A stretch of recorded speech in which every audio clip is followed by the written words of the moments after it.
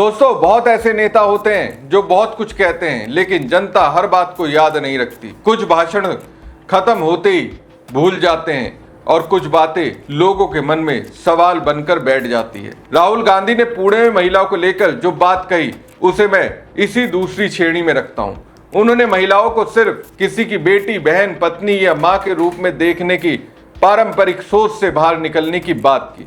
उन्होंने कहा कि महिलाओं को समाज में अपनी जगह के लिए खुलकर खड़ा होना चाहिए और पुरुष प्रधान व्यवस्था को चुनौती देनी चाहिए।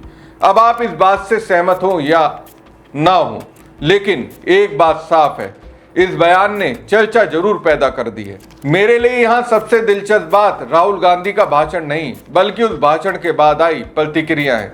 छोटी बच्चियों से लेकर पढ़ी लिखी कामकाजी महिलाओं तक सोशल मीडिया पर एक अलग तरह की बातचीत दिखाई दे रही है। बहुत सी महिलाओं को लगा कि कोई बड़ा राजनीतिक नेता आखिरकार उस बात को शब्दों में कह रहा है जो वो लंबे समय से अपने आसपास महसूस करती रही हैं। और यहीं से इस सवाल पैदा होता है कि आखिर राहुल गांधी ने ऐसा क्या कर दिया जो सामान्य राजनीतिक चीजों से बिल्कुल अलग दिख रहा है। नमस्कार दोस्तों, मैं हूं परवीन सानी। महिलाओं को लेकर राजनीति और राहुल गांधी की बात में फर्क क्या है? देखिए, भारत की राजनीति में महिलाओं की चर्चा नई बात नहीं है। हर पार्टी महिलाओं की बात करती है। चुनाव आते हैं तो महिलाओं के लिए योजनाएं बनती हैं, नकद सहायता की घोषणाएं होती हैं, गैस, आवास, स्वास्थ्य और रोजगार की बातें होती हैं। ये सब राजनीति का हिस्सा है और इन योजनाओं का अपना महत्व भी है। लेकिन राहुल गांधी की बात का केंद्र थोड़ा अलग था। आमतौर पर राजनीति महिलाओं को लाभ देने की बात करती है। राहुल गांधी की बात महिलाओं की भागीदारी और बराबरी पर केंद्रित थी। फर्क छोटा दिखाई देता है, लेकिन राजनीति में यही छोटा सा फर्क आगे चलकर बड़ी बहस बन सकता है। महिलाओं को मदद देना एक बात है, महिलाओं को बराबर का अधिकार देना दूसरी बात है। महिलाओं को सुरक्षा देने की बात एक बात है और महिलाओं से कहना कि तुम अपनी जगह खुद तय करो, अपनी आवाज उठाओ और फैसलों में बराबर की हिस्सेदार बनो, ये बिल्कुल दूसरी बात है। हमारे समाज की एक पुरानी समस्या है कि महिला की पहचान अक्सर किसी रिश्ते से तय की जाती है। वो किसी की बेटी, किसी की बहन, किसी की पत्नी या किसी की माँ है। लेकिन इन सभी रिश्तों से पहले वो एक व्यक्ति भी है। उसकी अपनी इच्छा, अपनी सोच और अपने फैसले हैं। राहुल गांधी ने इसी बिंदु को छुआ। यही कारण है कि उनके भाषण के बाद महिलाओं के बीच सिर्फ राजनीति की नहीं, बल्कि अपनी पहचान की चर्चा भी दिखाई देने लगी। अब यह कहना जल्दबाजी होगा कि राहुल गांधी के एक भाषण से देश की महिलाओं का राजनीतिक रुझान बदल गया है। ऐसा कोई गंभीर व्यक्ति दावा नहीं करेगा, लेकिन यह जरूर कहा जा सकता है कि नई बातचीत शुरू हुई है और राजनीति में बदलाव की शुरुआत अक्सर बातचीत से ही होती है। पहले सवाल उठता है, फिर लोग उस पर चर्चा करते हैं, फिर वही चर्चा समाज की सोच को प्रभावित करती है और उसके बाद राजनीति को भी अपना जवाब बदलना पड़ता है। राहुल गांधी महिलाओं की ताकत को इस तरह से क्यों देखते हैं? राहुल गांधी की इस राजनीति को समझने के लिए उनके जीवन के अनुभवों को भी देखना होगा। उन्होंने अपने परिवार में ऐसी महिलाओं को देखा जिन्होंने निजी और सार्वजनिक जीवन में बड़े संघर्ष किए। इंदिरा गांधी भारतीय राजनीति की सबसे प्रभावशाली नेताओं में रही। उन्होंने उस दौर में देश का नेतृत्व किया जब राजनीति में पुरुषों का दबदबा और भी ज्यादा था। राहुल गांधी ने अपनी मां सोनिया गांधी को भी देखा, जिन्होंने निजी जीवन की मुश्किल परिस्थितियों के साथ साथ लंबे समय तक कांग्रेस की राजनीति संभाली। फिर प्रियंका गांधी, जो राहुल गांधी के राजनीतिक जीवन के कठिन दौर में लगातार उनके साथ खड़ी दिखाई दी। मैं ये नहीं कह रहा हूं कि सिर्फ परिवार के अनुभव से किसी नेता की पूरी राजनीति तय हो जाती है, लेकिन इंसान जो अपने आसपास देखता है उसका असर उसकी सोच पर जरूर पड़ता है। राहुल गांधी ने अपने जीवन में महिलाओं को सिर्फ घर तक सीमित भूमिका में नहीं देखा। उन्होंने महिलाओं को संघर्ष करते, फैसले लेते और मुश्किल परिस्थितियों में मजबूती से खड़े रहते देखा है। शायद यही कारण है कि जब वो महिलाओं की बात करते हैं तो उनका संदेश सिर्फ इतना नहीं होता कि महिलाओं की मदद की जानी चाहिए। वो कहते हैं कि महिलाओं को अपनी जगह खुद लेनी चाहिए। ये बात सुनने में सामान्य लग सकती है, लेकिन भारतीय समाज में इसका मतलब काफी बड़ा है, क्योंकि बराबरी की बात करने का मतलब है कि घर में भी सवाल उठेंगे, समाज में भी सवाल उठेंगे और राजनीति में भी हिस्सेदारी का सवाल उठेगा। कौन फैसला करेगा, किसकी बात सुनी जाएगी, सत्ता में किसकी भागीदारी होगी? यही वो सवाल है जिससे पुरुष प्रधान व्यवस्था हमेशा सहज महसूस नहीं करती। इसलिए राहुल गांधी की बात की चर्चा इतनी हुई। क्या महिलाओं के बीच राहुल गांधी की राजनीति नई जगह बना रही है? अब असली राजनीतिक सवाल यहीं से शुरू होता है। बीजेपी ने पिछले कई वर्षों में महिला मतदाताओं तक पहुंच बनाने के लिए बहुत गंभीर राजनीतिक काम किए। अलग अलग योजनाओं और प्रत्यक्ष लाभ के जरिए महिलाओं से सीधा संपर्क बनाने की कोशिश की गई। इसका चुनावी असर भी कई जगह देखने को मिला। लेकिन अब राहुल गांधी एक अलग राजनीतिक दरवाजा खोलने की कोशिश कर रहे हैं। वो महिलाओं से सिर्फ ये नहीं पूछ रहे कि उन्हें सरकार से क्या मिला, वो ये सवाल भी उठा रहे हैं कि समाज और सत्ता में उसकी अपनी जगह कितनी है। ये राजनीति का अलग मॉडल है। एक मॉडल कहता है हम तुम्हें लाभ देंगे, दूसरा मॉडल पूछता है तुम्हारी हिस्सेदारी कितनी है।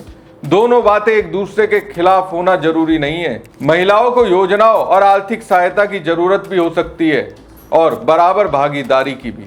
लेकिन चुनावी राजनीति में सवाल यह है कि आने वाले समय में कौन सा मुद्दा महिलाओं के मन में ज्यादा गहराई से जगह बनाता है।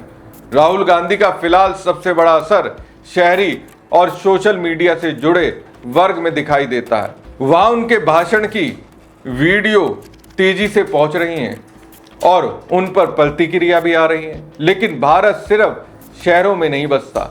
इस विचार को छोटे शहरों और गांवों तक पहुंचाना होगा। वहां महिलाओं की जिंदगी के सवाल अलग परिस्थितियों में खड़े होते हैं। इसलिए राहुल गांधी की असली परीक्षा भाषण देने के बाद शुरू होती है। क्या ये विचार एक स्थायी राजनीतिक अभियान बनेगा? क्या कांग्रेस इसे जमीन पर ले जाएगी? क्या महिलाओं को सिर्फ चुनाव के समय नहीं बल्कि लगातार राजनीतिक भागीदारी में शामिल किया जाएगा? इन सवालों के जवाब भविष्य देगा, लेकिन शुरुआत को नजरअंदाज नहीं किया जा सकता। महिलाओं से युवाओं तक राहुल गांधी किस राजनीति की तरफ बढ़ रहे हैं?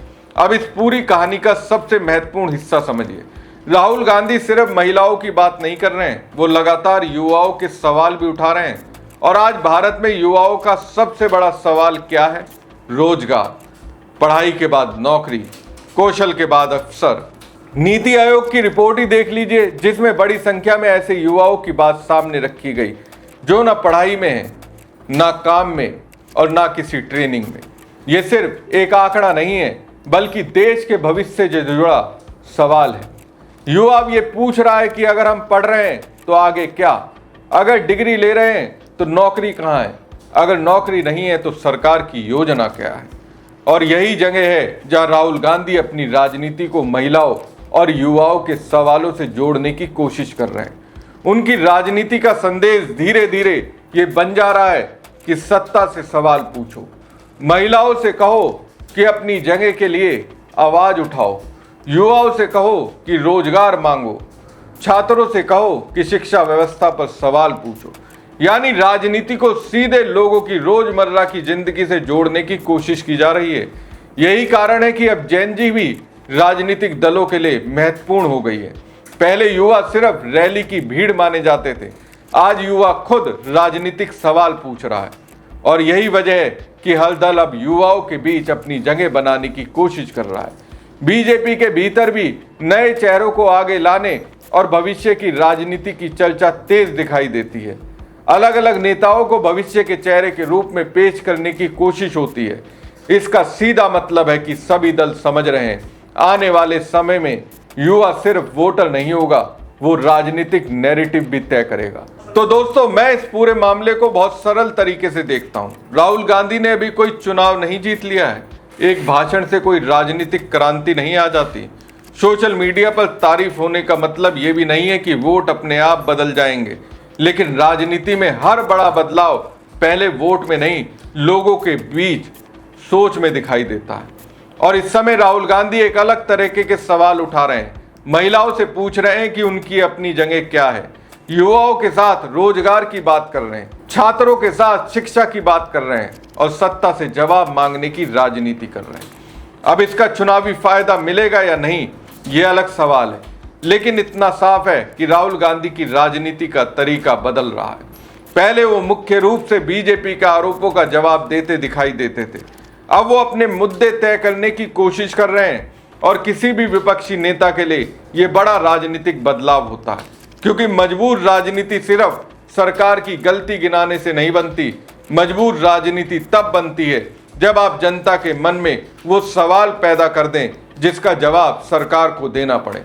आज महिलाओं के बीच पहचान और बराबरी का सवाल उठ रहा है, युवाओं के बीच रोजगार का सवाल उठ रहा है और नई पीढ़ी पूछ रही है कि राजनीति में उसके लिए जगह कहाँ है। अगर ये सवाल मजबूत होते गए तो आने वाले वर्षों की राजनीति बदल सकती है, और अगर सरकार इनके ठोस जवाब दे देती है तो वो भी अपनी राजनीति मजबूत कर सकती है। इसलिए इसे राहुल गांधी की जीत या बीजेपी की हार कहने की जल्दबाजी नहीं करनी चाहिए, लेकिन एक बात जरूर समझनी चाहिए, राजनीति में असली बदलाव तब शुरू होता है जब जनता नेता की बात सुनना बंद करके नेता से सवाल पूछना शुरू कर देती है। और इस समय देश में सवाल बढ़ रहे हैं। शायद यही आने वाली राजनीति की सबसे बड़ी कहानी होगी। हमारी खबर आपको कैसी लगी कमेंट बॉक्स में कमेंट करके जरूर बताएं। साथ ही पेज को लाइक और खबर को ज़्यादा से ज़्यादा शेयर कीजिएगा। धन्यवाद।